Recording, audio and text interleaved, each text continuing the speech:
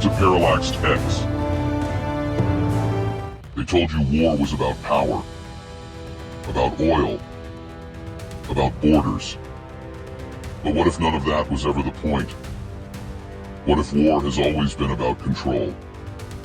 Not of land, but of reality itself. Every war deletes something. A version of truth.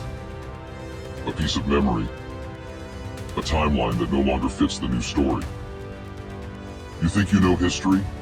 But what if you're only remembering the version they let survive? Books burned, statues replaced, languages erased. All to make sure the past no longer argues with the present. Wars are reality resets. One belief system wiped. Another installed. You didn't just lose lives. You lost truths.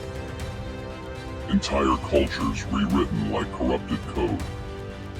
And when it was over, you didn't just rebuild. You adapted to the new version of normal.